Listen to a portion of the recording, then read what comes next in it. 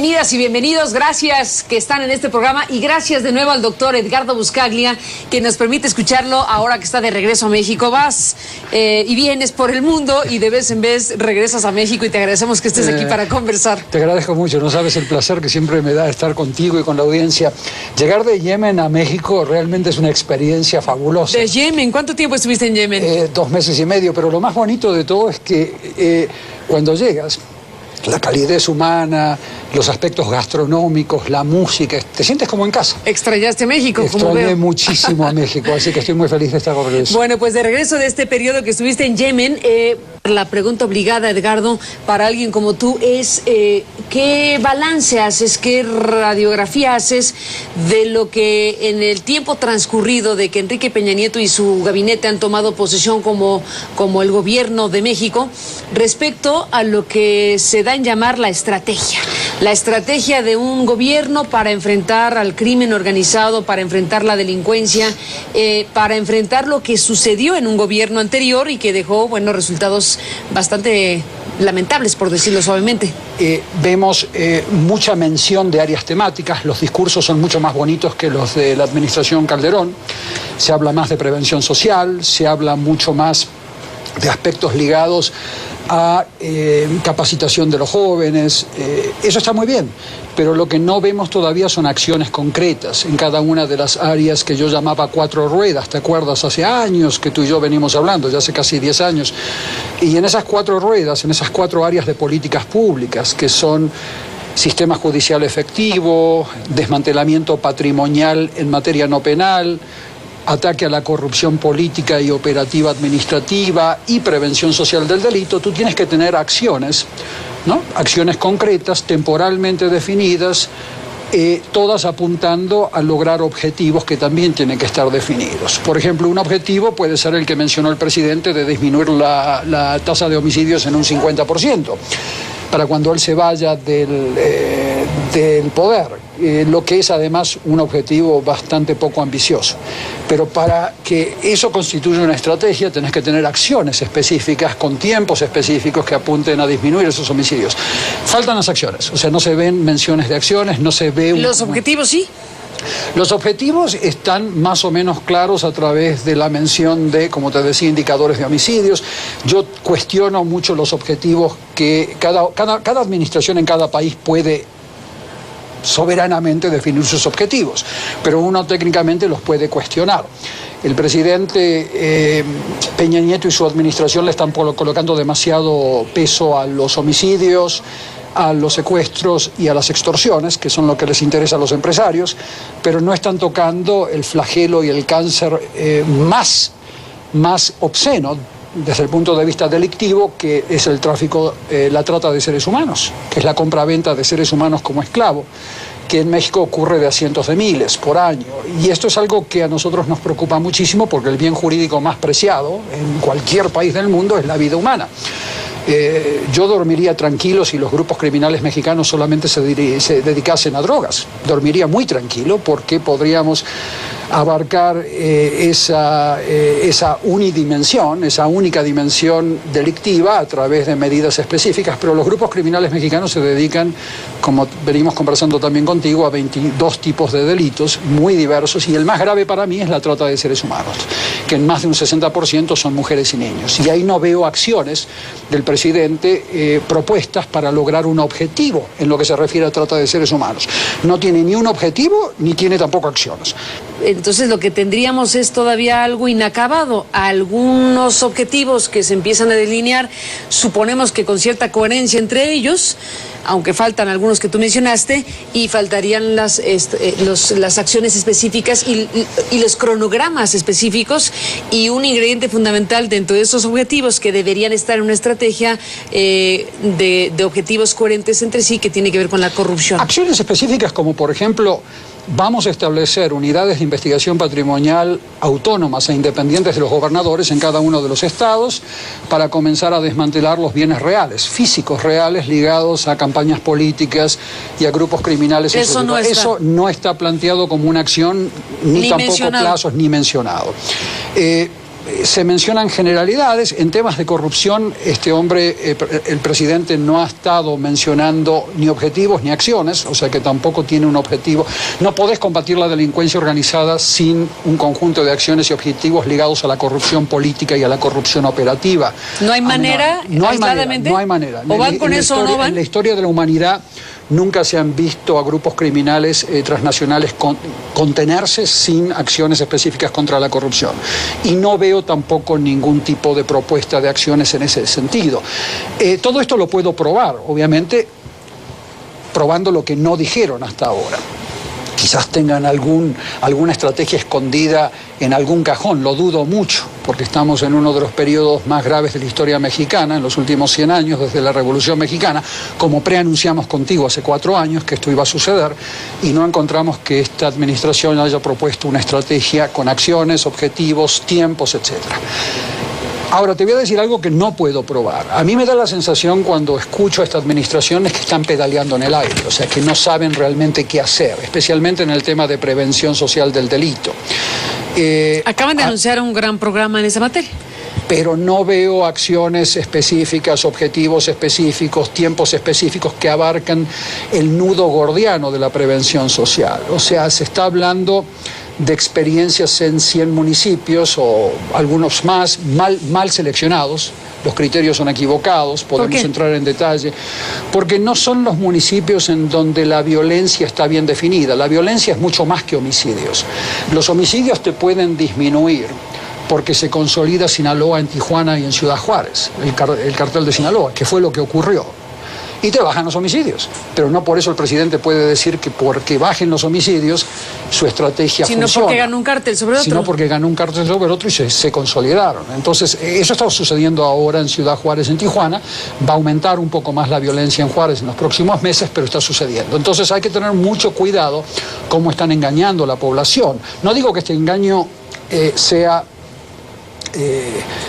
a propósito, o sea, que esté deliberado, que intenten, pero caen un poco en la trampa que muchas veces periodistas caen de comenzar a definir violencia de una forma demasiado acotada. La violencia es que a tu hija o a tu hijo lo estén comprando y vendiendo en un mercado. La violencia es cuando te extorsionan. Fraude electrónico también es violencia. La violencia es algo mucho más que homicidio. No solo homicidios. Entonces, cuando tú vas a definir a los municipios donde hay mayor violencia, tenés que definir violencia adecuadamente, no solamente como homicidio, sino como violencia psicológica, patrimonial, violencia colectiva como la que sucedió en Cherán. O sea, tenés que definir violencia bien y no están bien asesorados en ese sentido. Creo que hay mucha gente capaz en este gobierno. El señor Campa, por ejemplo, que creo que es un subsecretario, es un hombre muy capaz, pero lamentablemente no dan abasto y están pedaleando en el aire, me da la sensación. Entonces, lo que se tiene que hacer es cada una de las 4 áreas que acabo de mencionar, tienen que definir acciones, ¿no?, coherentes, acciones con tiempos, plazos establecidos, tienen que además consultar estas acciones con la sociedad civil en un proceso realmente abierto. Lo que están haciendo ahora es consultar con la sociedad civil de élite, ¿no? Ves a los mismos de antes corriendo al señor Campa, las reunioncitas que están armando, algunos comentaristas radiales que también están ahí corriendo ahí a ver quién saca el contrato para que la secretaría o la subsecretaría que él maneja le esté asignando fondos, pero no vemos que esto forme parte de una estrategia en donde el presidente tiene que decir, esta es mi estrategia, coméntenla por favor. Pero la sensación que a mí me da es que están escuchando propuestas de acciones que son muchas veces divagues, son los mismos divagues que se escuchaban antes, foros, reuniones, la experiencia, por ejemplo, de Juárez, que ha sido un fracaso para el presidente Calderón, la están usando como fuente de inspiración, todos somos Juárez y ese tipo de cosas. No vemos que se estén planteando programas de reinserción de los jóvenes a la vida educativa, a la vida laboral de este país, reinserción masiva de jóvenes. Este es un país en donde una enorme proporción de la población, no recuerdo el número, tiene menos de 29 años. O sea, este es un país joven, México. Este es un país, y quiero terminar después más tarde con en un tono positivo y optimista, diciéndote que este es un país llamado a crecer, y ahí estoy de acuerdo con Thomas Friedman, llamado a ser una potencia mundial. O sea que estamos hablando de un país en donde no estoy viendo que entre las acciones propuestas estén los programas de capacitación y reinserción de jóvenes con antecedentes penales y sin antecedentes penales, y eso incluiría también reformas profundas al sistema penitenciario que tampoco están planteadas como acciones. Entonces tenemos un montón de trabajo por delante que todavía ni siquiera está planteado. Entonces lo que la gente está diciendo es que lo que se ha planteado hasta ahora son generalidades, cosa que es verdad, son generalidades, pero yo te estoy diciendo por qué son generalidades, y si entramos más en detalle te podría decir cuáles son las 25 acciones que todavía no he escuchado y que deberían estar incluidas, 25, sin las cuales no vas a lograr ver disminuciones de la delincuencia organizada, no como tasa de homicidios, que es una trampa medir a la tasa de homicidios como indicador de éxito o de fracaso de grupos criminales, como indica Tijuana y Ciudad Juárez, bajan los homicidios porque se consolida un solo grupo criminal. ¿Qué te parece después de la pausa? Vamos a ello. Gracias. Volvemos.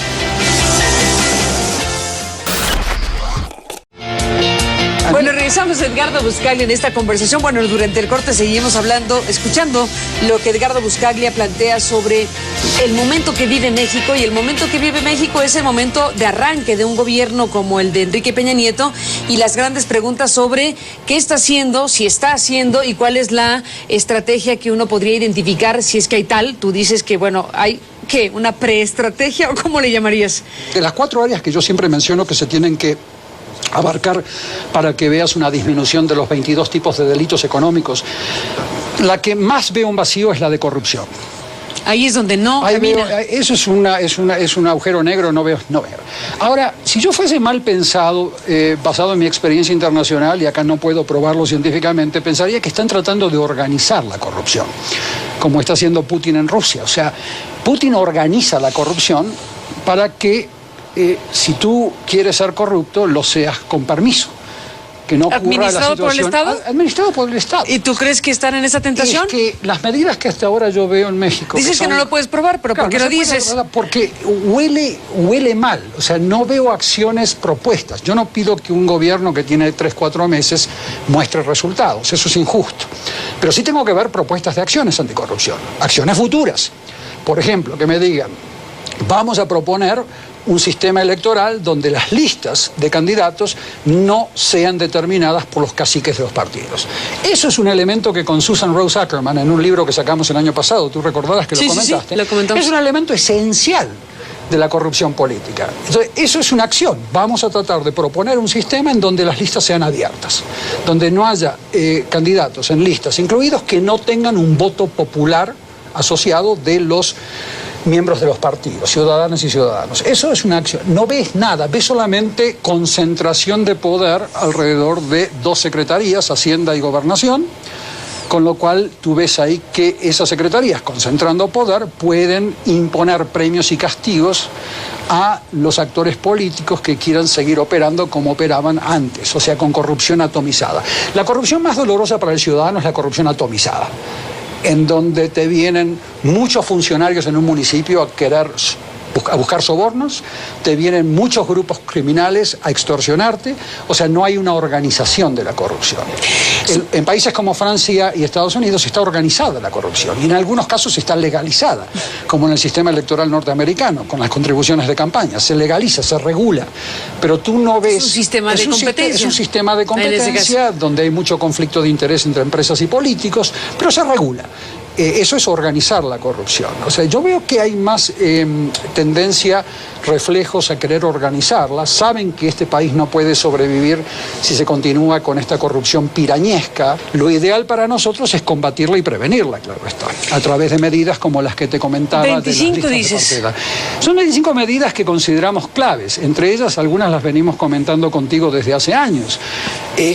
No hay país que tenga adecuado combate a la delincuencia organizada en donde los fiscales no tengan autonomía técnica.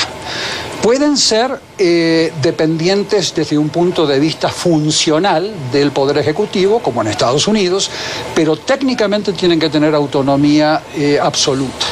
Y hay que proteger esa autonomía. No hay países en donde tú tengas disminución de la delincuencia organizada que tengan jueces y fiscales bajo el dedo pulgar de gobernadoras y gobernadores como en México, a nivel estatal.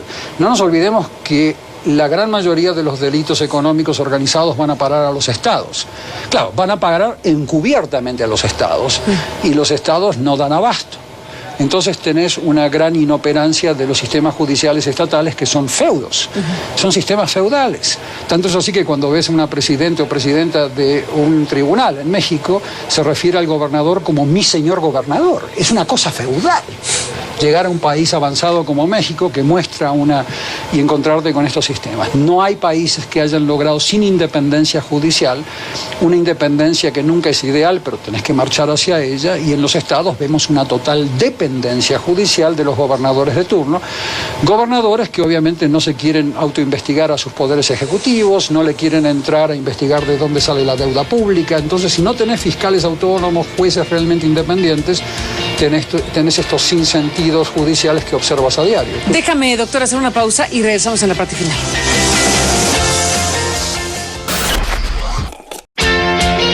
Entramos en la parte final, Edgardo Buscaglia, pues nos quedan 3 minutos.